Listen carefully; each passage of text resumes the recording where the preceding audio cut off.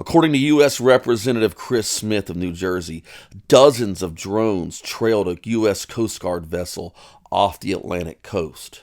On the Bolivar Peninsula near Galveston on the Texas coast, drones were seen and recorded flying from the Gulf into Galveston Bay toward the Houston Ship Channel, and Dark Outdoors has uncovered drones following hunters in the woods in Louisiana and other areas. What the heck is going on with these drones? We're going to talk about it on this special edition of Dark Outdoors. The great outdoors is a place of enjoyment, peace, and solitude. But at times, the outdoors experience goes dark. Increasingly, outdoors lovers are encountering criminal elements, psychos, dangerous wildlife, and strange weather occurrences.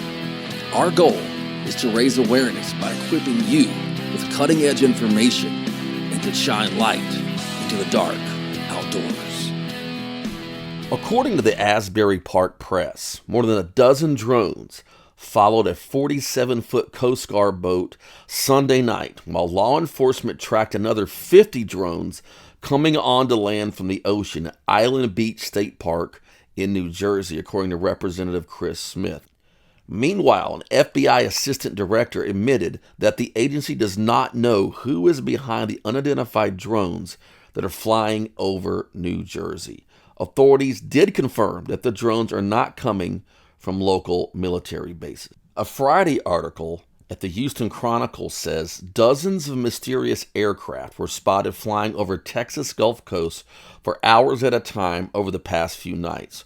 From 7:30 p.m. to 9:30 p.m. on Tuesday, Cheryl Bowman in Crystal Beach told the Chronicle she saw about 20 drones flying in from the Gulf of Mexico toward the Galveston Ship Channel and beyond.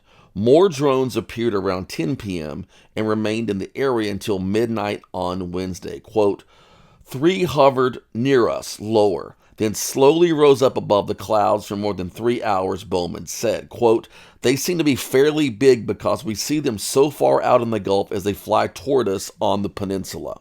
On Thursday night, they were spotted near High Island, which is on the east side of the Bolivar Peninsula, and it's east of Rollover Pass. Bowman followed them by car to get a closer look. Quote, it hovered near us for more than 3 hours, lower than rose up above the cloud, but I could see them as the clouds passed over, she said. She posted several clips of the drones online, and other residents sort of on the southern tier of the Houston area reported seeing drones as well on the same nights. Very interesting stuff. Big concerns for me as an outdoors person. What if you're offshore fishing and encounter these? I mean, our own government, if you can believe them, doesn't know where these are coming from.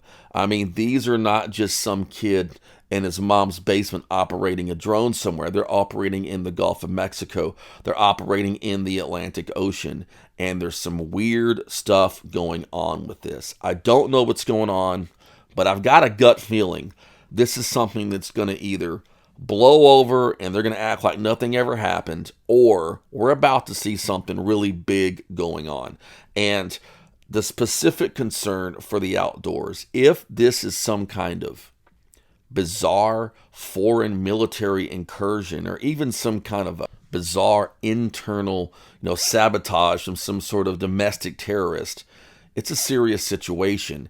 And people in the outdoors need to be very, very cautious because they are the ones that are most susceptible if these things are armed or other things are going on. And I have some evidence that this has been going on for a while in the great outdoors. There are multiple categories of drone incursions on people. We're going to talk about a couple of those here on Dark Outdoors. Put a post out on my personal Facebook and had multiple people talking about encountering drones in the great outdoors. And it's involved at many different levels. And we're going to start with a report from Dana Holyfield. Dana said, we have a camp in the middle of Honey Island Swamp. And Honey Island Swamp is on the Louisiana-Mississippi line. And she said, my cousin lives at our camp year-round. And he's been seeing drones for several years that hover on the river. And he said they follow him in the woods when he's hunting and fishing.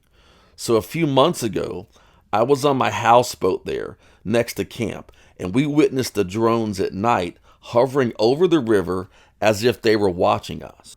My question is, why would drones be interested in watching someone in a houseboat in the swamp, or hovering in Honey Island Swamp, or, hovering over the Bolivar Peninsula? What is going on, and who are the people utilizing these drones? I know this is a very offbeat, dark outdoors topic, but this is a hot issue I think we need to address. And I've actually been thinking about talking about the drone issue for a while, because I have seen two drones that were very, very large, at least compared to ones that friends of mine use and are licensed for videography. About 10 years ago, I saw one in West Orange, Texas, where I live. It was a cylindrical sort of shape, and it was probably 4 feet long, and it came across the railroad tracks by my house and was going around someone's house on the other side of the railroad tracks, which was probably 200 yards from where I lived at the time. And then I watched it disappear into the tree line. It was way big for what I would think would be like a recreational hobbyist. And then I saw a drone last year flying over the West Orange City Hall, and it was big, but it was like your standard, drone shape that you typically think of a drone. And it was flying pretty high, but I could see it at night. It was a really clear night and had lights on it. And I know they've been using some drones to monitor some of the new refinery work in the area, but it was kind of flying away from that. And so I've seen a couple of these things, and talking to some people who encountered strange lights in the woods, and looking online and seeing people being followed by drones. And it has a lot of interesting links. One link that people probably wouldn't think about, but it's happening all around the nation, is hunter harassment by animal rights groups. And you got to realize, in terms of domestic terrorism, for years, a couple of different animal rights groups are right at the top of domestic terrorists. So here's a really interesting story from Helena, Montana, where a Billings lawmaker introduced a bill that would eliminate drones being used to harass hunters. In the story, Todd Earns of Billings testified in favor of the bill, saying he was followed by a drone 2 years ago when he and his two brothers were fishing in the Boulder River. Quote, "We were standing in the river, probably had been there about 3 hours, when I look up and about 10 feet above my head was an aerial drone." He said the drone hovered for about 15 minutes, buzzed over his brothers, and left a short time later. He never discovered who owned the device or its intention. A hunter who posted on Reddit asked, "What's the legality of shooting a drone over my property? It's been buzzing us the last few dove hunts we have been on, and I'm losing my patience on it, flaring birds and impeding my hunt. I don't know where it's coming from, but I've held back each hunt." For a reference, this is a 90-acre field with a neighborhood on one end that was recently built, and we don't go within 200 yards of it. There are several other instances of hunter harassment via drone. And in 2013, yes, way back in 2013, the People for the Ethical Treatment of Animals, PETA, was actually promoting using drones. And it's really interesting. It was directly from their website. This is what it said. "Look up at the sky. It's a bird. It's a plane. It's a PETA Air Angel." Just in time for the opening of bow season in Massachusetts, PETA supporters took one of our brand new Air Angels drones for a test flight, and the Wing Bunny's Virgin mission went off without a hitch. It says the drones are being sold in our catalog, and PETA aims to see a fleet of Air Angels patrolling the skies this fall, capturing footage of hunters engaging in cruel and or illegal activities, such as shooting deer from the side of the road, baiting fields for duck or geese, or using dogs to chase turkeys. Oh, they are so ethical at the People for the Ethical Treatment of Animals. So, the people that use these things weren't just looking for illegal activities. I mean, come on. So there has been concerted efforts within the animal rights community to go out and use drones to harass hunters. That is one thing on this that is not being spoken of. Another hunter online reported a very disturbing drone encounter. Twice this year, I've had run-ins with drones while hunting. The first time was just a half-second higher altitude flyover. But today, I dealt with the drone at about 50 feet up, hovering over me for about 4 minutes. It ended up running off the pair of woodcocks I was chasing, and then after observing the two ponds in the area, They then buzzed the ponds and ran off the ducks I was planning to hunt. Honestly, I was beyond irritated. It's illegal to harass wildlife or scout public land with a drone, but that doesn't give me the right to shoot it out of the sky. Destroying someone else's property when I'm half a mile from my truck is just asking for my truck to get vandalized as well. But what can I do? What would you guys do? And that's a great question. There's legal issues in terms of shooting down these drones and things like this. What are your opinions on this? What would you do if one came upon you? There are some very haunting stories of people in rural areas being stalked by drones, women being stalked by drones, coming at their windows at their farmhouse, and all kinds of crazy things going on. The terrifying aspect of this has been on X, where people have posted videos that seem to show drones spraying something.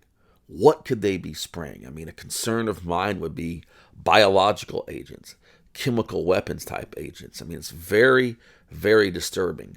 And another X user posted something I thought was interesting. It's at Doug SPAC.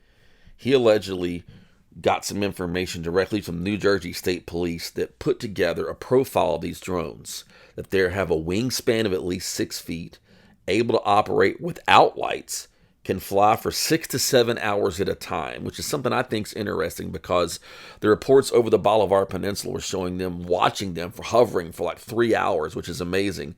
Not detectable by radio frequency, difficult to detect by helicopter, and highly maneuverable. Who is sending these kind of drones out there? What you're seeing in this special episode of Dark Outdoors is that there are many drone questions we have to ask. We obviously have drones that are in the woods harassing hunters. We have mysterious drones showing up and monitoring people at remote camps in the Honey Island Swamp area along the Louisiana-Mississippi border. Other people are coming forward saying, hey, I was in the woods, I was hiking, I was camping. There's a drone following me around. And now we have this massive drone invasion, not only on the Atlantic coast near New Jersey, but we're seeing this happen as well along the Texas coast. And are we exactly going to trust our government? It's a really frustrating thing when Homeland Security, quote unquote, says we know nothing. So what the heck is going on? People in the great outdoors, and this is my heart because I'm an outdoors lover. My people are outdoors people, are going to be the most vulnerable to these things. If someone crosses the Rubicon of attacking someone with one of these, it would be a lot easier to pull off and do that somewhere on a hiking trail in the middle of a national park, in the Gulf of Mexico fishing, or the Atlantic. And we're having reports of drones spraying things right now. What is going on? And although I've never talked about this on Dark Outdoors, we have what the government is calling UAPs, unidentified aerial phenomenon, which we used to call UFOs. The government has disclosed some strange things about this. And look, I would not put it past a foreign actor or even officials in our own government or, domestic terror organizations trying to put some kind of a phony alien invasion thing in and strike fear into people. Who knows what's going out there? There's a great Queensryche song on the epic album, my favorite album of all time, Operation Mindcrime, Revolution Calling, that says, who do you trust when everyone's a crook? And that's kind of where we got with this situation. So, if you've had a bizarre drone encounter in the great outdoors, hiking, camping, fishing, hunting, boating, fishing, in the Gulf, Atlantic, wherever you're at, please shoot me a message. You can email me at chester@chestermore.com. That is chester@chestermore.com, or DM me on Instagram at @thechestermore. That is @thechestermore. This will just be the first broadcast about this drone thing. I'm concerned, folks. I've got a weird feeling that we're either going to see something really dark go on with this, or this is going to pass over, and then a year from now, something really crazy will happen. Like someone's testing to see what's going on. And as in many cases, outdoors people are on the front lines of this. Who is most likely to encounter something like this if they're coming off the ocean? A fisherman, right? Who is most likely, in my opinion, to be attacked or to test this out will be someone in a remote area of the great outdoors. We have an episode here of someone being, literally followed in the middle of a remote area like Honey Island Swamp. I mean, this stuff is getting bizarre, folks. So if you've had a strange drone encounter, please let us know. Till then, watch the skies, and don't forget our Dark Outdoors slogan. Before you go outside, pray, prepare, and pack heat. Dark Outdoors is sponsored by Texas Fish and Game. Go to fishgame.com to subscribe to our e-newsletter and magazine.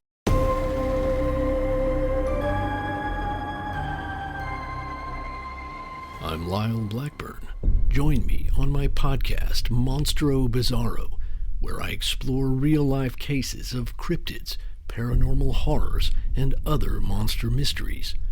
From Bigfoot to Dogman, swamp monsters to vampires, my unique format will fuel your fire for the unexplained as I cover very real stories that will surely haunt you long after the audio experience.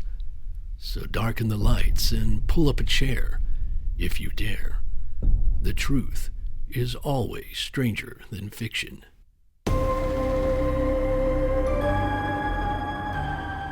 Search Monstro Bizarro or Lyle Blackburn on your favorite podcast platform. If you would like to share your dark outdoor story, email chester@chestermore.com. If you would like a PDF file of my personal survival tips, put survival in the subject line.